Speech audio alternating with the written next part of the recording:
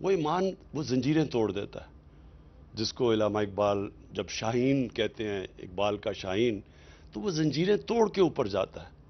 اور وہ زنجیریں ہیں پیسے کی، یہ پاور کی، یہ جو شہرت کی، ہر قسم کی، ذات کی، ایگو، یہ سب زنجیریں ہیں جو انسان کو، جب اللہ کہتا نا کہ میں نے اس کو سب سے عظیم اپنی مخلوق بنایا، فرشتوں سے بھی اوپر، تو اس کا مطلب یہ ہے کہ انسان میں وہ پوٹینشل ہے جو کسی میں بھی نہیں ہے. لیکن وہ پوٹینشل اچیو کرنے کے لیے انسان کو وہ زنجیریں توڑنی پڑتی ہیں، اور وہ ایمان وہ زنجیریں توڑ دیتا ہے. تو تاریخ کا میں طالب علم ہوں کیونکہ میں نے یہ بڑا سٹڈی کیا کہ وہ کیا جادو ہوا کہ ایک دم، جو ابھی شیخ یاسر نے بتایا کہ 1% صرف مکہ کے لوگ پڑھے لکھے تھے، کوئی حیثیت نہیں تھی. 2 سپر پاورز تھی، پرشین امپائر اور بیزنٹائن امپائر، بڑی پاور تھی، ان میں کوئی حیثیت نہیں تھی عربوں کی. تو وہ کیا تھا کہ وہ دنیا کی انہوں نے امامت کرنی شروع کر دی.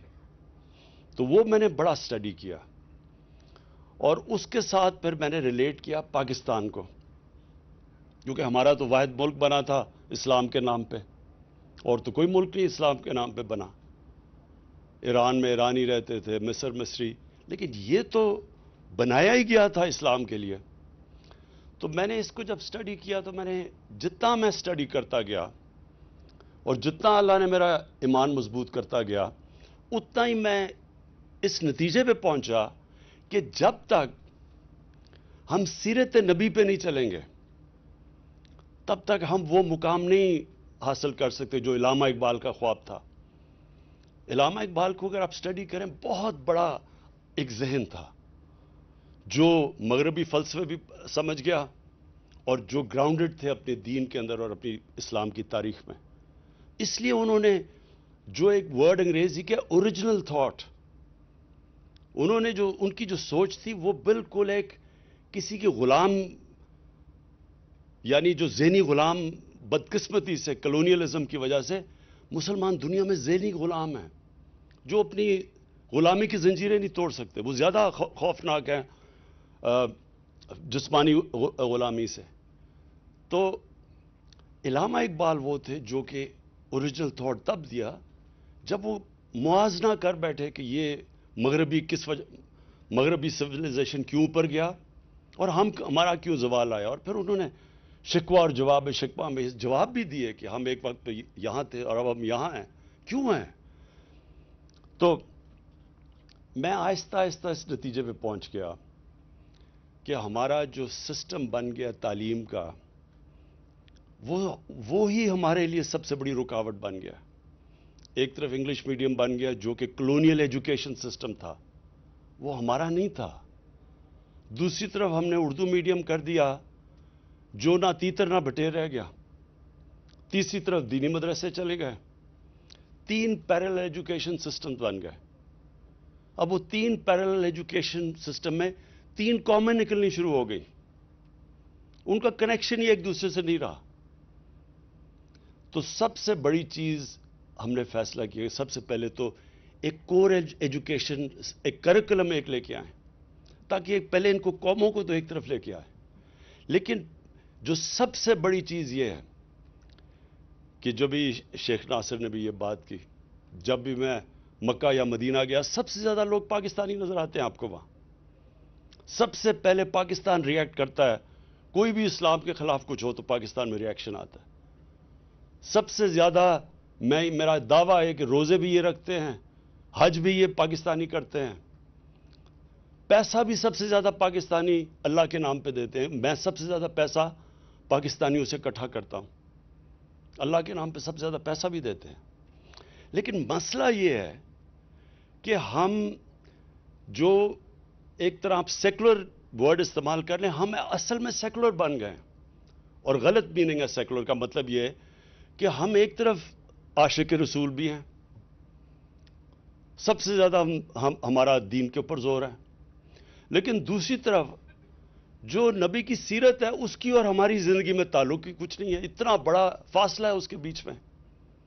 میں نے بار بار ایک چیز، ایک انسیڈنٹ بتاتا ہوں لوگوں کو.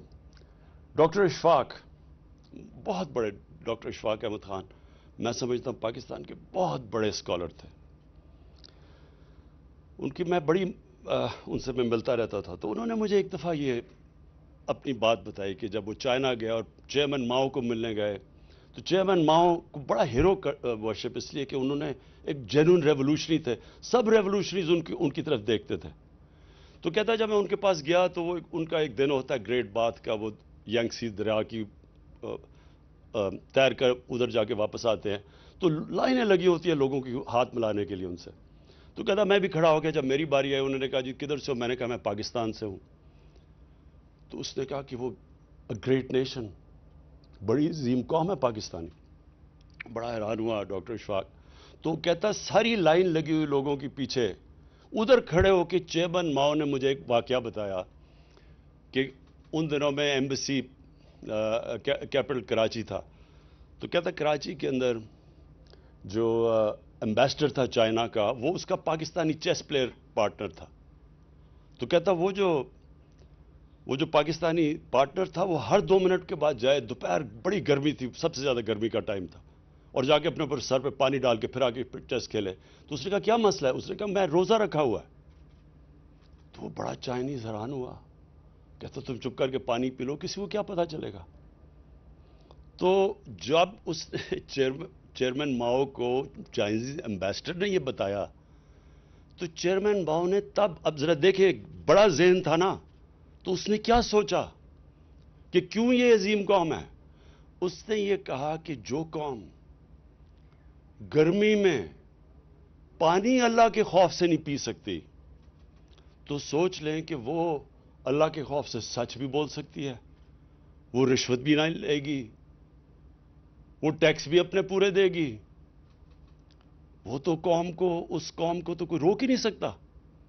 یہی تھا مدینہ کی ریاست میں. وہ کیسے عظیم قوم بنی؟ خوف خدا تھا ان کو. وہ اپنے اوپر سیلف اکاؤنٹیبلٹی تھی کہ اللہ دیکھ رہا ہے. جس طرح کہ میں کمرے میں جا کے پانی پیوں تو اللہ دیکھ رہا ہے, اسی طرح میں کوئی غلط کام کروں گا اللہ دیکھ رہا ہے. وہ قوم کی جو کیریکٹر تھا وہ ایسا تھا کہ صرف مسلمان تاجروں کو انڈونیشیا اور ملیشیا میں کوئی فوج نہیں گئی تھی مسلمانوں کی, ان کے کیریکٹر کی وجہ سے لوگ مسلمان ہو گئے. تو میں نے اس نتیجے پہ پہنچا ہوں کہ ہمارا سب سے بڑا مسئلہ یہ ہے کہ ہمارا عظیم قوم کا کیریکٹر نہیں ہے. عظیم قوم بننے کے لیے عظیم کیریکٹر چاہیے, سچ بولنا, سچائی. ایک دفعہ نبی صلی اللہ علیہ وسلم نے کسی نے, ایک قریش آیا, کہتا جی میرا سارا قبیلہ مسلمان ہو گیا لیکن میری جتنی اس کی عمر ہوگی میں اس عمر کے اس حصے میں ہوں کہ میں اب عادتیں اپنی نہیں بدل سکتا. تو مجھے کوئی ایک چیز بتائیں کہ میں وہ کر لوں عمل جس سے میں اپنی عادتیں بھی رکھوں اور مسلمان بھی ہو جاؤں. تو انہوں نے کہا سچ بولا کرو. یہ سچائی بہت بڑا کیریکٹر کا جو نبی صلی اللہ علیہ وسلم کے نبوت سے پہلے کیریکٹر کی تھی, صادق اور امین, سچ بولنے والے اور انصاف کرنے والے. اس کے اوپر بنتی ہے کیریکٹر کی بنیاد. اور جو لیڈرشپ ہوتی ہے, کوئی بھی لیڈر بن ہی نہیں سکتا, رسپیکٹ کمانڈ کر ہی نہیں سکتا جب تک اس میں یہ 2 صفتیں نہ ہوں, سچا آدمی اور انصاف کرنے والا آدمی. تو میں نے اس لیے تب سے سوچا کہ کبھی اللہ نے موقع دیا تو یہ میں نے ضرور کرنا ہے کہ ایک اپنے ملک کے اندر انسٹیٹیوشنز بنانی ہے جو کہ ایک نبی کی سیرت اور ہمارے اعمال کو جوڑے. یہ جب تک جڑیں گے نہیں ہم عظیم قوم نہیں بن سکتے. اور یہ ہم وہ بن سکتے اس لیے ہیں کہ اکثریت عاشق رسول ہے. یہ جو سارا خطہ مسلمان ہوا تھا یہ عاشق رسول نے مسلمان کیا تھا. یہ جو ہمارے بڑے بڑے بزرگ تھے, اولیاء کرام, بابا بلے شاہ, خواجہ معین الدین چشتی, نظام الدین اولیاء, داتا صاحب, میاں میر, بابا فرید گنج شکر, یہ سب عاشق رسول تھے. اور انہوں نے عام انسان کی زبان میں سیرت نبی کا پیغام لے کے گئے. قوالی ایجاد کی گئی صرف اس لیے کہ عام لوگوں کو پیغام دیا جائے ہمارے نبی صلی اللہ علیہ وسلم کا. تو اس لیے دو چیزیں، ایک تو رحمت العالمین اتھارٹی، اس کا کیا مقصد ہے؟ اس کا یہی مقصد ہے اکٹھا کرنا سیرت نبی اور ہمارے اعمال کو. اس کے لیے ہم نے میڈیا کا پورا استعمال کریں گے، ٹیلی ویژن کا، سیریلز کا، جس طرح ترکی سیریل ہے ارطغرل، اپنی تاریخ کا، بچوں کے کارٹونز کا، واٹس ایپ کا. ہم یہ ساری چیزیں استعمال کریں گے لوگوں کو آسان لوگوں کی زبان میں پیغام دینا کہ کیا سیرت نبی ہے کیا، اور کیوں آپ عظیم قوم نہیں بن سکتے، کیوں ایک انسان عظیم انسان نہیں بن سکتا جب تک اس کے اوپر نہ چلے. جو مدینہ کی ریاست، اس کے اندر جو سب سے بڑی چیز اگر آپ نوٹس کریں، تاریخ پڑھیں تو اتنے چھوٹے وقفے میں اتنے زیادہ عظیم انسان دنیا کی تاریخ میں نہیں آئے. جو دیکھتے تھے تو عظیم آدمی بن جاتا تھا. کوئی سینٹرل ایشیا نکل گیا، کوئی مصر نکل گیا، کوئی کدھر، کوئی وہ موراکو میں گھوڑے دھڑا دیے اس نے سمندر میں کہ اللہ تیری زمین ختم ہو گئی ہے. ایک سے ایک بڑا عظیم انسان بن گیا. اس یونیورسٹی کے اندر میں چاہتا ہوں کہ یہ ریسرچ کی جائے، بتایا جائے لوگوں کو. یونیورسٹیز بن ہی نہیں سکتی جب تک ان کے اندر ریسرچ نہیں ہوتی. یونیورسٹی تو بنتی ریسرچ سے ہے. ہمارے ملک میں ریسرچ ہی نہیں ہے. کوئی یہ نہیں بتا رہا آج تک کہ وہ کیا کوالٹیز تھی ان لوگوں کی کو جو دنیا کی امامت کر لی. تاریخ میں تو اس کی کوئی مثال ہے ہی نہیں کہ وہ لوگ جن کی حیثیت ہی کوئی نہیں تھی، وہ دیکھتے دیکھتے دنیا کی امامت کرنا شروع کر دیا.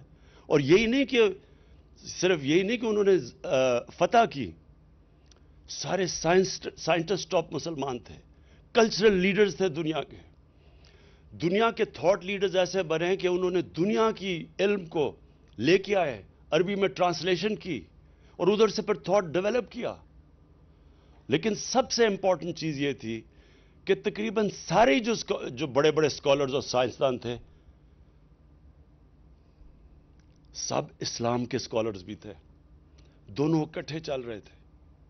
ہمارے سائنس اور اسلام میں کوئی لڑائی نہیں تھی. ہاں ایک بعد میں ضرور چلی ریشنلسٹ اور ان کے اندر جو دوسری دو اسکول آف تھاٹس کے اندر چلا، لیکن آن دا ہول اسکالر بن ہی نہیں سکتے تھے. کوئی بھی پڑھ لیں، البرونی پڑھیں، ابن خلدون پڑھ لیں، ساروں کے اندر ان کا کنیکشن اللہ کے ساتھ تھا. سو وہ کنیکٹڈ تھے. اس وقت جو ضرورت ہے پاکستان میں دو چیزوں کی، ایک کہ ہماری یونیورسٹیز کے اندر ریسرچ کی جائے. سب سے بڑا مسئلہ ہمارا اس وقت ملک میں آیا ہوا ہے ویسٹرن کلچر. ویسٹرن کلچر کو ہم صحیح معنی میں کرٹیک نہیں کر سکتے.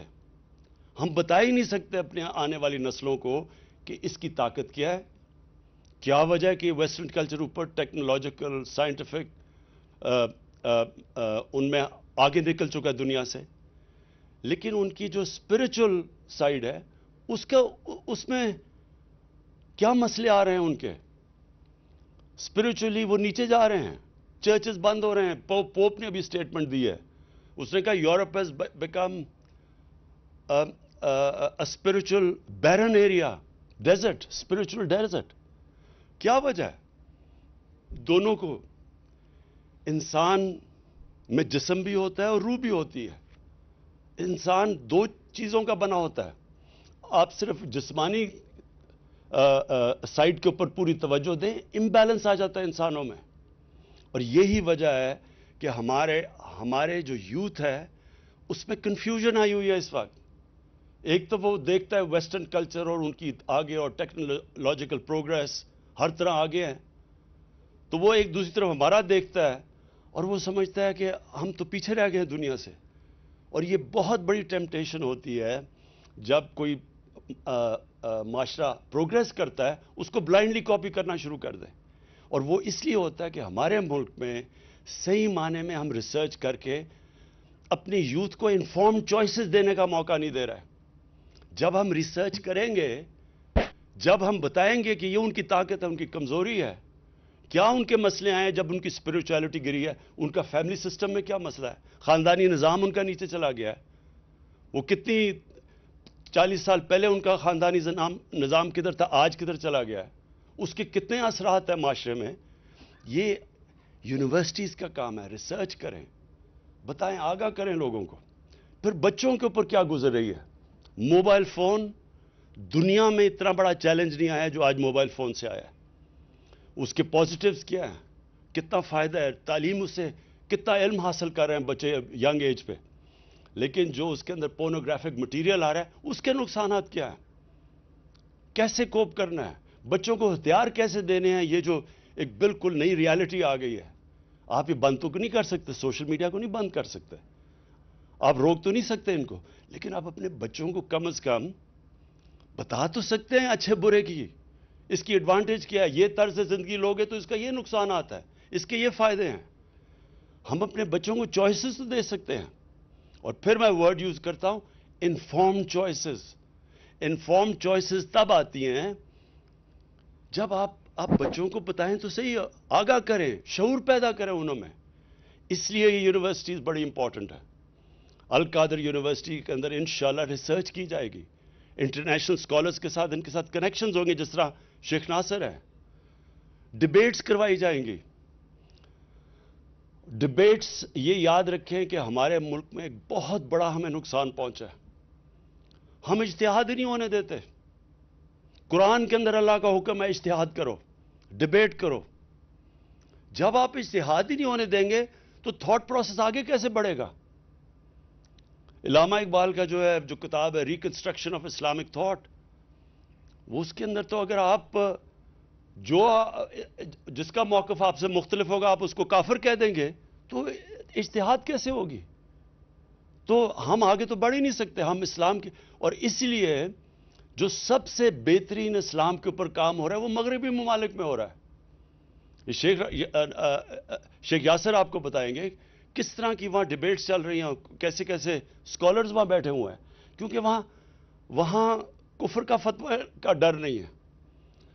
ہمارے ملک میں پھر سے کہتا ہوں کہ بہت پوٹینشل ہے، اللہ نے اس ملک کو سب کچھ دیا۔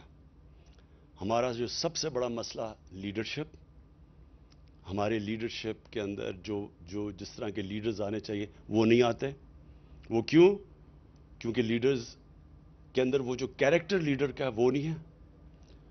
ہمارے پولیٹیکل لیڈرشپ کے اندر بجائے یہ سوچیں کہ یہ بہت بڑا، آپ جب ایک لیڈر بنتے ہیں آپ پہ اللہ بہت بڑی ذمہ داری ڈال دیتا ہے۔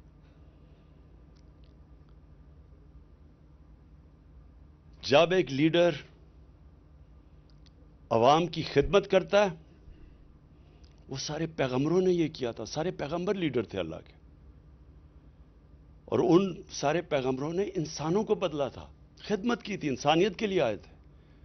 اور جب ایک لیڈر بن کے ایک اتھارٹی پہ آ کے ملک کا پیسہ چوری کرنا شروع کر دیتا ہے، اس سے بڑا اللہ کا عذاب کسی انسان پہ نہیں آ سکتا، کیونکہ جو معاشرے میں غربت ہوتی ہے سارا گناہ اس کے اوپر جاتا ہے۔ اس لیے ہمیں اپنے نبی صلی اللہ علیہ وسلم کی انہوں نے جو لیڈرشپ کا کانسیپٹ دیا تھا، انشاءاللہ القادر یونیورسٹی اور ہم باقی جو ہماری رحمت للعالمین جو اتھارٹی ہے وہ ساری یونیورسٹیز کے ساتھ ان ٹچ رہے گی، ادھر چیئرز ہیں، سیرت چیئرز ہیں، ان کے ساتھ ہم ان ٹچ رہیں گے۔ اور بیسکلی جو اس نبی صلی اللہ علیہ وسلم نے لیڈرشپ کا کانسیپٹ دیا تھا وہ ہم نے اپنی یوتھ کو دینا ہے، اسکول کے بچوں سے شروع کریں گے سب کو، تاکہ پتہ تو چلے کہ لیڈر میں کون سی کوالٹیز ہیں۔ کبھی بھی ایک خود غرض آدمی لیڈر نہیں بن سکتا۔ لیڈر ہمیشہ اپنی ذات سے نکل کے بڑا سوچتا ہے۔ قائد اعظم محمد علی جناح، نیلسن منڈیلا، وہ لیڈرز جو کہ اپنی آپ کو قربان کر دیتے ہیں اپنی قوموں کے لیے، ساری زندگی وہ قومیں ان کو دعائیں دیتی ہے، ان کی عزت کرتی ہے۔ کبھی بزدل انسان لیڈر نہیں بن سکتا۔ اس لیے قرآن کی آیت ہے کہ جو لوگ ایمان لے آئے میں ان کے خوف دور کر دیتا ہوں۔ اس لیے وہ جو ایک دم لیڈرز کی بارش ہوئی تھی مدینہ کی ریاست کے بعد، ہمارے نبی صلی اللہ علیہ وسلم کی دنیا سے جانے کے بعد، ایک سے ایک بڑا لیڈر بن گیا تھا، کیونکہ ان کے خوف دور چلے گئے تھے، بڑی سوچ تھی ان کی، ذات سے باہر نکل گئے تھے، اور سچے لوگ تھے اور انصاف کرنے والے لوگ تھے۔ یہ 4 کوالٹیز ہیں جو بنیاد ہے ایک لیڈر کی، اور یہ ہم نے اپنے بچوں کو پڑھانا شروع کرنا ہے تاکہ ہمارے ملک میں بھی لیڈرز نکلیں۔ جب وہ ان کو اقتدار ملے تو وہ اپنی قوم کا سوچیں، یہ نہ سوچیں کہ انہوں نے کتنا پیسہ بنانا ہے اور اپنے آپ کو کتنے فائدے پہنچانے ہیں اور اپنی رشتہ داروں اور دوستوں کو اوپر لے کے آنا ہے۔ میرٹ قائم کرنی، اور وہی مدینہ کی ریاست میں سب سے بڑی چیز اگر آپ دیکھیں میرٹ تھی، جو کوئی ایکسل کرتا تھا وہ بڑے عہدے پہ پہنچ جاتا تھا۔ اور جو آخر میں یہ چاہتا ہوں کہ ہماری یونیورسٹی سے اس طرح کی اسکالرشپ ہو، اور انشاءاللہ جو ہماری رحمت للعالمین اتھارٹی ہے وہ سارے انٹرنیشنل اسکالرز کے ساتھ ان ٹچ ہے، اور ہماری کوشش یہ ہے کہ آگے سے، اور یہ ہوگا، میں آپ کو پھر بتا رہا ہوں کہ باہر کسی نہ کسی ملک میں وہ ہمارے نبی صلی اللہ علیہ وسلم کی شان میں پھر سے گستاخی کریں گے، لیکن اس باری میں چاہتا ہوں کہ ایک بڑا انٹلیکچول، ریزنڈ، سوچ سمجھ کے، قانون دیکھ کے ایک اس طرح کا ہمارا رسپانس جائے۔ سارے مسلمان اسکالر سے پہلے کنسلٹ کریں، مسلمان ہیڈز آف اسٹیٹ سے کنسلٹ کر کے ایک وہ رسپانس جائے جو یہ نہ ان کو کہنا پڑ جائے کہ جی جب دیکھیں مسلمان دنیا آزادی رائے کے خلاف ہے۔ اور اس کے علاوہ جو میں چاہتا ہوں کہ ہمارے جو اس یونیورسٹی میں جو ہمارے بڑے بڑے، جس طرح میں نے بزرگان دین تھے جن کی وجہ سے اسلام پھیلا تھا سارے بر صغیر میں، ان کے اوپر بھی ریسرچ ہو، اور ان کے جو کلام ہیں وہ ہم جب یہ بڑے بڑے عرس ہوتے ہیں وہاں اتنے لوگ آتے ہیں، لاکھوں لوگ آتے ہیں، پیار کرتے ہیں ان سے، ان کو بار بار بتایا جائے کہ ان کی ٹیچنگز تھی کیا، وہ ساری سیرت تھی، سیرت نبی تھی۔ تو ہم نے لوگوں کو ملک کے کیریکٹر کو اوپر اٹھانا ہے، موریلٹی کو اوپر اٹھانا ہے۔ جو مدینہ کی ریاست کی سب سے بڑی کوالٹی تھی جب شروع کیا نبی صلی اللہ علیہ وسلم نے، تو وہ ایک سمپل قرآن کی آیت کے اوپر تھا، امر بالمعروف، کہ اچھائی کو اٹھاؤ اور بدی کو ختم کرو، اس کو دباؤ۔ ایک معاشرہ جو ہوتا ہے وہ اس کی بنیاد اس پہ رکھی جاتی ہے۔ میں اس لیے وہ ابھی ایک حالیہ میں سیمینار ہوا لاہور میں، پاکستان کے سپریم کورٹ کے ججز بلائے گئے، لیکن چیف گیسٹ اس کو بلایا گیا جس کو اسی سپریم کورٹ نے سزا دی، اور سزا کیا دی؟ پبلک کا پیسہ چوری کرنے کی سزا دی، اور وہ جھوٹ بول کے ملک سے باہر بھاگا ہوا ہے۔ اب یہ صرف میں اپنی قوم کے سامنے رکھتا ہوں، یہ سیاسی بات اب میں نہیں کر رہا۔ جب آپ برائی کو برائی نہیں سمجھتے، جب آپ کرپشن کو برائی نہیں سمجھتے، تو اس معاشرے میں محنت کون کرے گا؟ میں کیوں پڑھوں، 14 سال پڑھائی کروں، اس کے بعد 8 گھنٹے کام کروں، اور میں اپنے مشکل سے بیوی بچوں کا پیٹ پالوں، اور دوسرا آ کے ایک قبضہ گروپ بن کے اتنا بڑا پلازا بنا دے، اسمبلی میں بھی آ جائے، اور میں دیکھ رہا ہوں کہ میں محنت کر رہا ہوں اور یہ دیکھو کوئی محنت کیے بغیر اتنا بڑا کوئی معاشرہ نہیں چل سکتا۔ یہ یاد رکھیں کہ معاشرے کے اندر جب آپ کی اخلاقیات تباہ ہو جاتی ہے، آپ کے معاشرے میں سونا نکلے، ہیرے نکلے، جو مرضی نکلے، وہ ریاست نہیں بچ سکتی۔ ایک ریاست جس کی موریلٹی، مورل سٹینڈرڈز ہوتی ہیں، اس کو ایٹم بم بھی تباہ نہیں کر سکتا، جس طرح جاپان تھا، وہ پھر کھڑی ہو جائے گی۔ تو آپ کو ایٹم بم مارنے کی ضرورت ہی نہیں پڑتی اس معاشرے کی جس کی موریلٹی ختم ہو جاتی ہے۔ جب ہم کرپشن کو برا نہیں سمجھتے تو معاشرہ تو تباہ ہو جاتا ہے۔ اور یہ سب سے بڑا ظلم اس معاشرے میں نے 1985 کے بعد جو چینج دیکھا ہے، ہم نے تو پاکستان کو دیکھا نا، جو سب سے بڑی تباہی آئی ہے کہ ہم چوروں کو برا ہی نہیں سمجھتے. تو ہم یہ میسج دیتے ہیں کہ ڈاکہ مارنا تو بڑا ڈاکہ مارنا, صرف چھوٹے چور ہی پکڑے جاتے ہیں پاکستان میں. کبھی کوئی معاشرہ نہیں سروائیو کر سکتا. اور اس لیے بھی میں اس نتیجے پہ آیا ہوں کہ ہم نے اپنی آنے والی نسلوں کو, ینگر جنریشن کو, اپنے یونیورسٹی سٹوڈنٹس کو, ہم نے سیرت نبی کے ذریعے ان کی ہم نے مورالٹی, ان کا کیریکٹر بلڈنگ کرنی ہے, مورل رینیسانس کرنا ہے. اور انشاءاللہ میرے میں کبھی کوئی شک نہیں ہے کہ اللہ نے باقی سب کچھ دیا ہمیں, سب کچھ. یہاں ہر اللہ کی نعمت پاکستان میں ہے. صرف انشاءاللہ وہ جو کیریکٹر بلڈنگ ہے, وہ ہماری وہ قوم جو ہے ہی عاشق رسول, اس کو بس کنیکٹ کر دیا تو انشاءاللہ مجھے کبھی کوئی شک نہیں ہے کہ ہم ایک عظیم قوم بنیں گے. میں پھر سے فیکلٹی ہماری جو القادر کی ہے, اسٹوڈنٹس جو پہلا بیچ آیا ہے, میں آپ سب کو ویلکم بھی کرتا ہوں. اور یہ میرا ایمان ہے کہ انشاءاللہ ہمیشہ بڑی بڑی انسٹیٹیوٹس چھوٹی شروع ہوتی ہیں. اب ہم نے تھوڑے سا اس کا انسٹیٹیوٹ کا سیکشن کھولا ہے, لیکن میں جب اوپر سے دیکھتا ہوں اس ساری انسٹیٹیوٹ کو اور اس علاقے کو, میرے میں کوئی شک نہیں کہ یہ ایک وہ دنیا کے اندر, میں پاکستان کی اب بات نہیں کر رہا, اسلام کی دنیا میں ایک انسٹیٹیوٹ بنے گی. یہ کوآرڈینیٹ کرے گی, جس طرح الازہر کا نام ہے اسی طرح یہ بھی وہ ایک انسٹیٹیوٹ بنے گی. مجھے خوشی یہ ہے کہ یہ تقریباً 2.5 سال کے اندر اس کی اوپننگ ہو گئی. جو میں پرائم منسٹر یونیورسٹی بنا رہا ہوں وہ دنیا کی ٹاپ ٹیکنالوجیز کی وہ یونیورسٹی ہوگی, جو لیٹسٹ ٹیکنالوجیز ہیں اس کے اوپر. لیکن گورنمنٹ اتنی آہستہ چلتی ہے کہ 3 سال ہو گئے اب جا کے ہم شروع کرنے لگے. تو یہ بدقسمتی ہے, یہ گورنمنٹ کی نہیں ہے, اس لیے یہ بڑی جلدی کھل گئی ہے. اور میری جو اس سے پہلے نمل یونیورسٹی ہے, وہ میرا ایک ویژن ہے پاکستان کی پہلی نالج سٹی, جس طرح آکسفورڈ اور کیمبرج ہے. تو میں آج پھر سے بڑی اپنی خوشی کا اظہار کرتا ہوں. مجھے بڑا آج خوشی ہو رہی ہے کہ اتنے چھوٹے ٹائم میں ہماری یہ جو القادر یونیورسٹی ہے یہ کام شروع کر دیا. شکریہ جی.